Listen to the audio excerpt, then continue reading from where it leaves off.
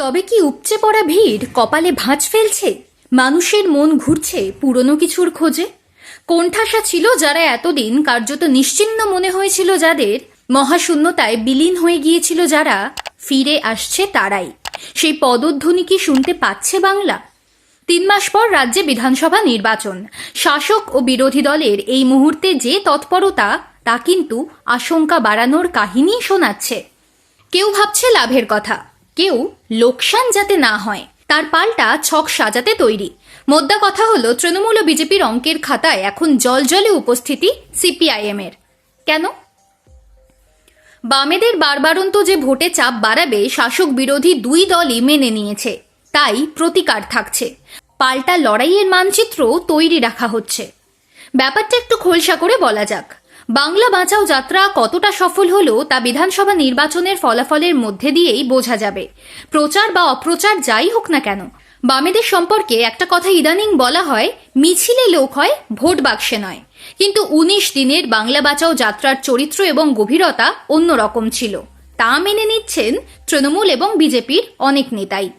মানুষের ছোট ছোট সমস্যায় ফোকাস করার ফল কিছুটা হলেও মিলতে পারে। হারিয়ে যেতে যেতে সিপিআইএম যে এমন একটা চমকপ্রদ এবং দীর্ঘমেয়াদী যাত্রা করতে পারে, তা হয়তো অন্য দুই দল বুঝতে পারেনি। সেই কারণেই তৃণমূল এবং বিজেপিকে নামতে হচ্ছে আসরে। সিপিআইএম যেমন বুথে বুথে পৌঁছাতে চাইছে, পাড়া বৈঠকে বসতে চাইছে, মানুষের কাছে থাকতে চাইছে, তৃণমূল এবং বিজেপিরও সেই লক্ষ্য। অভিষেক বন্দ্যোপাধ্যায় নির্দেশ দিয়েছেন, নতুন বছরের শুরুতেই বাংলার সব বুথে পৌঁছে দিতে হবে মমতা বন্দ্যোপাধ্যায়ের উন্নয়নের খতিয়ান। বিজেপিও এই সময় বসে থাকছে না। উত্তরবঙ্গে বেস ক্যাম্প যতই হোক, দক্ষিণবঙ্গকে মুঠোয় আনতে প্রচারের ধরন বদলাতে চাইছে।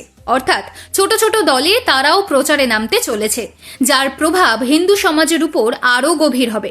মোটামুটি বলাই যায়, সিপিআইএমই ভোটের ঢাকে আগাম কাঠি বাজিয়ে দিয়েছে। শুধু তাই নয়, বাড়িয়ে দিয়েছে আশঙ্কাও।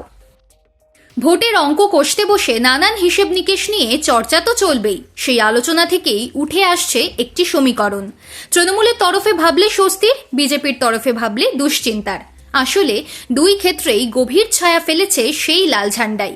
গত লোকসভা নির্বাচনে যে 12টি আসনে তৃণমূল এগিয়েছিল বিজেপির থেকে, সেখানে সিপিআইএম ভোট কেটে নেওয়ায় সুবিধা হয়েছিল মমতার দলের।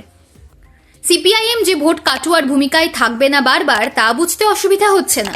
বাংলা বাঁচাও পরবর্তী সময় আলিমুদ্দিনের স্ট্র্যাটেজি সেই ইঙ্গিত দিচ্ছে তৃণমূল এবং বিজেপিকে। তাই বামেদের দিকে বাড়তি নজর রাখতে হচ্ছে, আতশ কাচের তলায় রাখতে হচ্ছে লাল ঝান্ডার গতিবিধি। এই কারণেই বঙ্গ বিজেপির সভাপতি শ্রমিক ভট্টাচার্য থেকে মিঠুন চক্রবর্তী বাম ও কংগ্রেসের হিন্দু কর্মীদের সমর্থন চেয়েছেন, যাতে তৃণমূলের বিরুদ্ধে লড়াই কিছুটা মসৃণ হয়।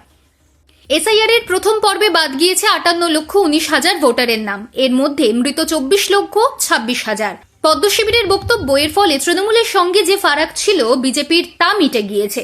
কিন্তু বিধানসভা নির্বাচনে পদ্ম ফোটাতে বাম ভোটও চাই। লাল ঝান্ডার প্রবীণ এবং নবীন প্রজন্ম নতুন করে মাঠে নেমেছে। তার খানিকটা ভোট যদি বিজেপির দিকে সুইং করানো যায়, বিজেপির লক্ষ্য পূরণ হবে। প্রচার যাই হোক না কেন, বাংলায় বামেদের প্রাসঙ্গিকতা আবার ফিরেছে। আর তাই দুই শিবিরে বাম রোখার ছকে নিবিড় মনোযোগ।